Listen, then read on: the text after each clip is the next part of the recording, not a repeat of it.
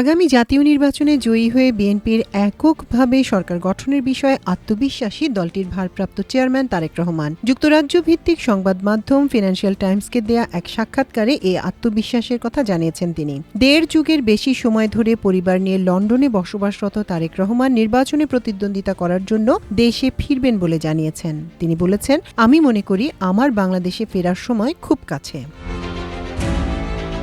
বাংলাদেশে একটি অবাধ ও গ্রহণযোগ্য নির্বাচন হওয়া পর্যন্ত শেখ হাসিনার কর্তৃত্ববাদী শাসনের পতন ঘটানো ছাত্রদের নেতৃত্বাধীন অভ্যুত্থান সম্পূর্ণ হবে না বলে মন্তব্য করেন তারেক রহমান। সাক্ষাৎকারে তিনি বলেন, আমরা আত্মবিশ্বাসী যে আমরা জয়ী হব।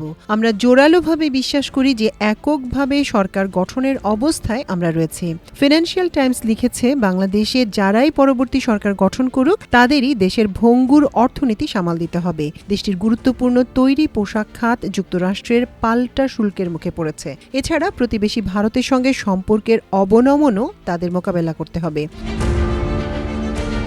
জনমত জরিপে বিএনপি এগিয়ে আছে, তাই ফেব্রুয়ারির পর তারেক রহমান প্রধানমন্ত্রী হবেন বলে ধারণা করা হচ্ছে। আওয়ামী লীগ ফ্যাসিস্ট বলে ড. মোহাম্মদ ইউনূস যে দাবি করেন তার প্রতিধ্বনি করেছেন তারেক রহমান।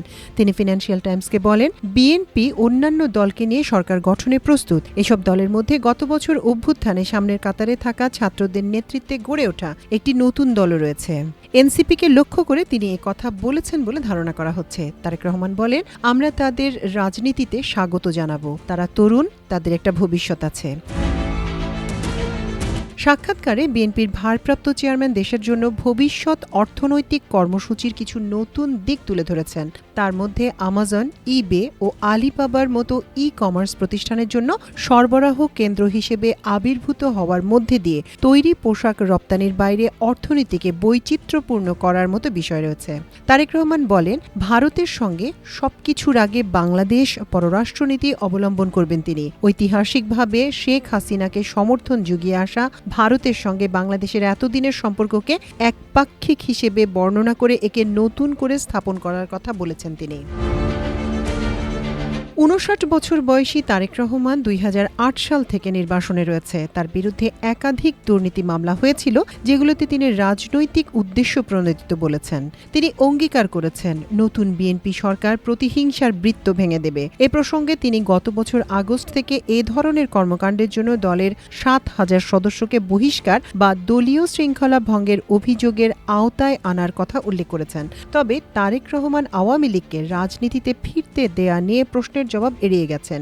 উল্লেখ করে ফিনান্সিয়াল টাইমস বলেছে, এখনও আওয়ামী লীগের জনসমর্থন রয়েছে বলে ধারণা করা হয়। বাংলাদেশে আওয়ামী লীগের নেতাদের বিচার চলছে উল্লেখ করে সাক্ষাৎকারে তারেক রহমান বলেছেন, যদি তারা অপরাধী হিসেবে দোষী সাব্যস্ত হয় তাহলে আওয়ামী লীগ কিভাবে নির্বাচনে প্রতিদ্বন্দ্বিতা করতে পারে।